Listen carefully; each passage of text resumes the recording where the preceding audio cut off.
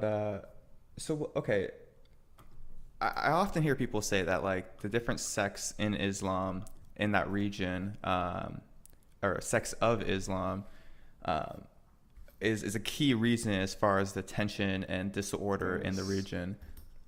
And so, what do you guys think? To like, what degree does that actually play into the issue? And then, what are like the Uh, key differences between these sects? Like, what is?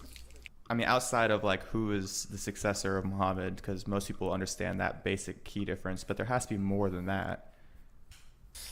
well, so if we're talking about if it causes divides right now, the answer is yes. These various nations have basically used the sectarian violence as a political tool.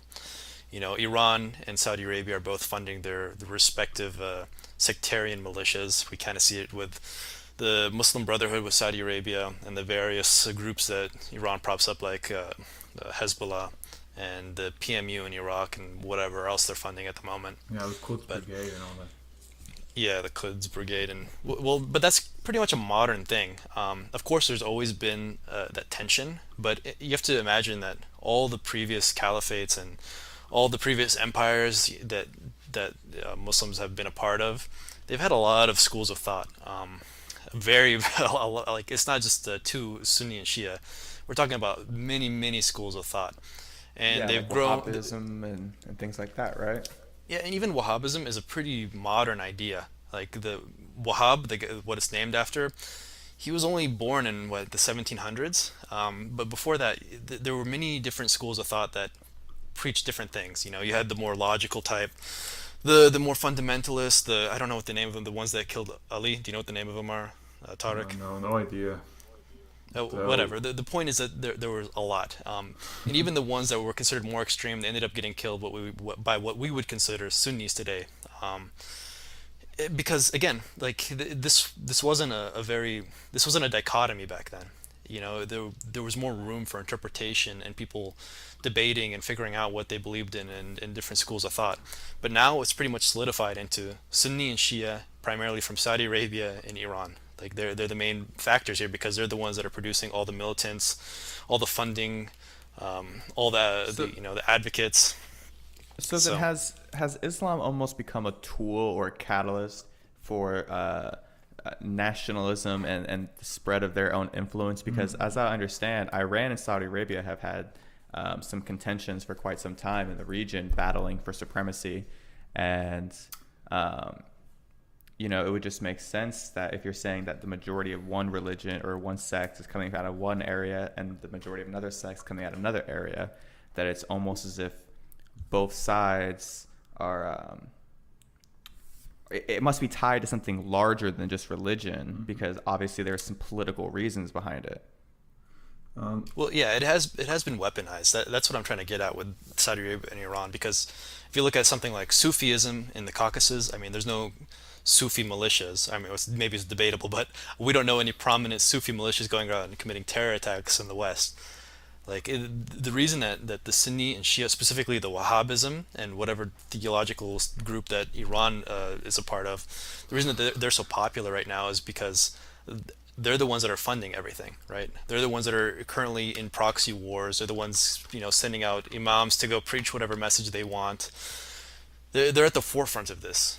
Um, when I'm referencing these different theological schools back in, say, the Umayyad Caliphate, there was no fighting about this.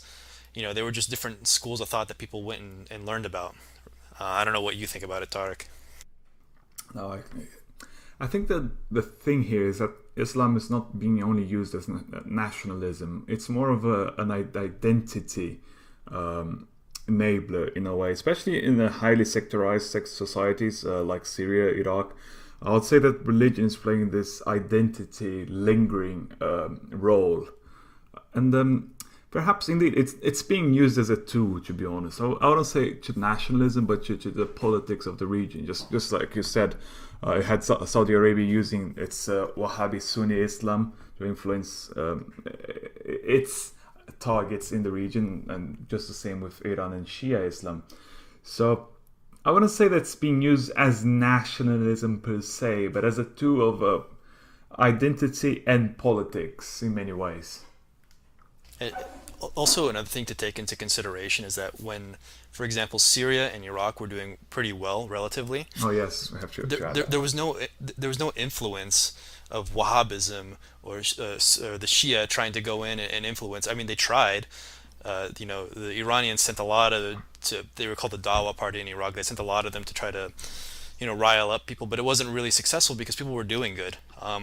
If you look at the current state of Syria and Iraq, they're doing really poorly economically. The people are suffering. They're war torn, and that causes people to become more extreme. They're more polarized. They go to their sects, they go to their in group, right? And they're more susceptible to these outside sources coming in and saying, "Hey, we're going to provide this for you, and you need to listen to us because we're part of you. You're part of us." It's like a safety blanket. Oh. And if you go back like 50 years, this wasn't really the case. I'd like to just add that indeed we've been talking about the Sunni and Shia split here, but maybe perhaps there's this third actor that's been much more preeminent earlier on. There was secular nationalism, sexual, secular Arabic nationalism, which is today it's not playing so much its role. Its role has been waning a lot with the rise of sectarianism. But indeed, before that, especially in the second half of the 20th century, I'll say that the secular Arab nationalism was playing this much more intense role than sectarian politics. Not just say that there wasn't, for instance, the Muslim Brotherhood or other sectarian actors in play, but I'll say that's perhaps what left this power vacuum in the region in a way of you see this movement waning down and these Shia Sunni forces trying to take into that power vacuum. So is it just those two, or are there like multiple factions? Because I understand, I mean, and maybe I know I'm coming from an ignorant perspective, but like you have many, like say Syria for example. Syria has so many different, at least the last I was looking at it, they have so many different parties who are fighting for power there. Now, not just the large powers like the U.S. and Russia and things like that, but you have like, factions like ISIS and the Kurds and all these different people who are coming here and there. So, I mean, to what degree do those people play into the ultimate issue as well? Because they have their own perspective on Islam and how it should be how it should be practiced and how it should be enforced in society and things like that. Well, I mean, so to touch upon what Tarek was saying, post the fall of these British puppet kings, we could say, and the rise of the secular leaders like, the Ba'ath in Syria and Iraq, and then the secular leaders in Egypt and in Libya. These people they didn't advocate for any type of sectarian politics, right? Like the Ba'ath Party in Syria and Iraq, which you most commonly see them reference with Saddam and Assad. They were both the Ba'ath Party was founded by a Christian, right? That's what we're talking about by it's secular in its nature. So we didn't see these problems, but once things started collapsing and sectarianism seeped its way in, then we saw the polarization, which led to the problems in Syria right now. If we're talking about Kurds, they're not really religious. Like, I mean, sorry, they are very religious, but they're not very, I don't know, sectarian, I guess. They're very much focused on their ethno-state, not so much on what Wahhabism or anything else. Yeah, they just want their own country at that point. Yeah. And within Syria itself, you don't have many different sects. Well, you have the Alawites, which are kind of a deviation of Shia, which is the ruling party at the moment. The majority of the population is Sunni. What else, Tark? You have the smaller minorities like the Druze. Oh, don't forget the Christians. Yeah, of course, the Christians. So there was a pretty sizable Christian minority in the Middle East. The Assyrians, which they're just Orthodox. So the main players though are going to be the Sunnis and Shias. That's really who decides what's going on at the moment. The other minorities don't really play a part. We saw a lot of migration of the Christians in Iraq and Syria post the wars, the respective wars. I think in Iraq it went from 1 million population to 500,000 post 2003. I think 300,000 even. Oh yeah, it's probably less because these secular leaders, they were very protective of their population and their minorities. Not so much the Kurds; they've always kind of been, for lack of a better term, shit on. But Yeah, everyone else, that's everyone a else has good been way to collectively put protected. it. No, but And go ahead. it's just so that indeed the minorities kind of tend to bond together in a way. For instance, both Saddam and Hafiz in Syria, they were both from their respective sects. Saddam was Sunni, Hafiz was Shia, and both of them were pretty much minorities in their own countries. And to some extent, other minorities tend to jump in the same bandwagon as these secular leaders for lack of protection, because, well, they're a minority too, so we gotta stick together, boys. Gotta stick together, boys. Okay, just stuff together. But So, indeed, Go then on. again, it's a complex subject. Of course, we're then again scratching the oh surface yeah, here. oh yeah. And like you said earlier, like you'd have to make a whole podcast series just to touch one of these questions. So just for the listeners and for our own, conscious, we're not actually delving deep enough to fully answer the question, because again, that would take forever. But okay, so I was doing some research, and often you hear this rhetoric here in the United States that Sharia law. You keep hearing that term. Shakira law, Shakira, Shakira. Shakira law. Her hips don't lie. But but when I was reading up on it, it from what I understand, it's not necessarily a system of laws, but it's more like a set of principles, and then laws in society tend to arise from those set of principles. Yeah, indeed. Yeah, go ahead. So it's not black and white. It's not like the Ten Commandments that are just laid out. It's a lot more up to interpretation, right? So Sharia just means law. It's the translation of Sharia. Yeah, it's like law. And what it is no. it's yeah. law, Sharia law. law is just law. So it's basically a collection of interpretations from the Quran and the Hadiths. More so the Hadiths, I think. Just to preface this, Tariq and I are not very religious at all. So most of this is just through our experience as Middle Easterners and understanding of the basic concept. So that being said, Okay. so Yeah, just so in each country, you kind of have the scholars, that are blessed by the state, that go in and they look and they say, okay, these are the laws that apply to the state, and this is how we're going to apply them. Obviously, you see differences between each state that consider themselves having Sharia law. In Iran, it's totally permissible and even subsidized by the state in some cases to be transsexual. They consider that more beneficial than being gay. So a lot of gay people will end up being go get their state subsidized tranny So surgery. wait. So in Iran, it's more acceptable to be a transsexual than it is to be homosexual. Yeah, so that's their interpretation of Sharia law. See, that's Whereas in completely Saudi backwards Arabia, for me. I'm just like, Yeah. I don't know. whereas in Saudi Arabia, they have this kind of shoot on sight mentality for anybody that deviates from the norm, right? So that's just one example of many that produces differences in Sharia, and then we have different countries. And I think Tariq will touch on this a little bit more, but in Syria, their constitution, even though they're a very secular country, was based around Sharia, Yeah. and we look at Assad Syria and we say, well, they're not extremists, they're not very religious, but even then, they have their own interpretation of Sharia. So it's not this monolith that Americans make it seem. A lot of them kind of think that I don't know what they think, that some book just dropped on the ground and it's Sharia law and it all says the same exact thing and everyone has to abide by it or something. It's a lot more complicated than that. So Tariq, if you want to touch it- upon yeah. that. I was yeah. gonna say, No, what that's- does Tariq think? I just gotta say that I'm no law expert or student or anything, and I know that law is complicated as it is. But let's forgive me if I don't use the precise terms. But indeed, Sharia is basically just basing itself on the Quran and how lawfare should work, how sentences should be played or fining, and as a matter of jurisprudence, we have the hadiths, which are comments or elaborations on sacred law. that came centuries afterwards. And I mean, of course, the earlier hadiths that came just after the birth of Islam are regarded as more, they have much more credit than the most modern ones. They are kind of this jurisprudence touch to the Sharia.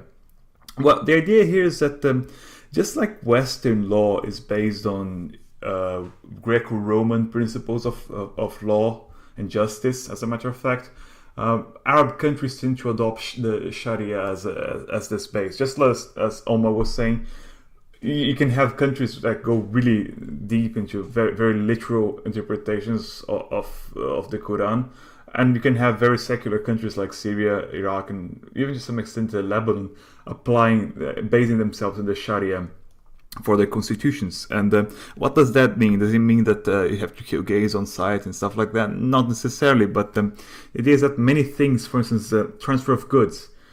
Here in the West, we tend to consider, for instance, transfer of goods or citizenship or heritage to come from both mother and father. Sometimes even from aunts and such. In the Syrian Sharia-based constitution, it always flows from the father or the father of the mother. So it's something very patrilinear, something very manly and all that. So that's one of the ways the Sharia can play a part in being the base for a constitution, even if it's a very progressive constitution, as a matter of fact. But of course, we have so many schools in Islam. It's just so many schools, and by schools I mean these schools of thought. Basically, the traditions of how you should interpret even though it's a Sunni school or Shia school, you're still gonna see a lot of these different interpretations, and this is where it gets interesting, because indeed, depending on the school, of course, the law is gonna change a lot. So then we have the Wahhabi schools, the famous one, where they interpret in a very literal, very raw way the legislation. For instance, where you had it back in the Islamic State, where you had the public executions, you had money couldn't be paper currency or fiat money, had to be gold standard money, because otherwise it's haram to not use gold money. And so of course you're going to have very backwards values if you take a very literal interpretation of the book. Just like with the Bible, if you take, for instance, the two books in the Bible that kind of touch more upon law, which is the Leviticus and the Timothy in the New Testament, you're going to see a lot of stuff that, no, this is not compatible with our society today. And that's more or less what these guys are for. I mean, we have to update our laws, even though they're based in this book. We have to adapt them to our society today. We live in a society that's much different from the one we had before. Yeah, and also I just want to caveat that we can thank the British for propping up the Saud family with the Wahhabs. Thank you so much, the British Empire, for unleashing this scourge upon us all that we have to suffer with. Thank you. I just wanted to add that. You can continue. I think we should touch upon that later on, because one of the questions that's coming now is about Wahhabis. So that's going to be interesting. Well, okay, so I was doing a little bit more research, and I also found that, like you were saying, there's different schools of thought within Islam. You have the Wahhabism, you have the Hanbali. There's like so many. It's great. It's great. Like Sufi. But then it's not only just what school of thought, but then the degree in which you implement that school of thought. So then you would have things like a liberal Muslim, a conservative Muslim, an Islamist, a radical. And I guess that kind of goes into my question as like, when you hear in the media, people talk about radical Islam all the time, but what does that really even mean? Like, to what degree do you need to take Islam before you become a radical? And to that same question, would you consider like the Pope a radical Christian because he lives his life 100% devoted to that faith? Yeah. Like, what is the term radical? And how do you define it? The modern interpretation would be Wahhabism or Salafist. But again, this isn't really an old revelation. I keep blaming the British because they caused this, but they caused this. Yeah, I don't mean the British are behind everything, but they're behind everything. By them propping up the Wahhab family and giving them legitimacy to fight the Ottomans. Okay, just to put it in perspective, the Ottomans were a society that allowed gay people, right? They were very permissive of gay people in their country, and they're considered a country that implemented Sharia law. But the Wahhabs were very, very, I guess, hardline. They were considered more legitimate in the eyes of the British, and they were used as propaganda, right?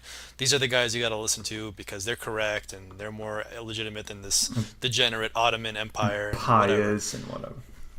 Yeah, more pious and all that. And the Wahhab family has pretty much developed the ideology of what we consider the extremist of the modern day, like the Salafist. And ISIS has a similar ideology. Al Qaeda has a similar. The Mujahideen have a similar ideology, and they're all getting funded by the same source. The Muslim Brotherhood, which have been around forever. They've been trying to do their thing since the 60s. They tried in Syria. They tried in Egypt. They got kicked out by their secular leaders, respectively. Or genocide. But now, Okay, so I hate to break your thought real quick.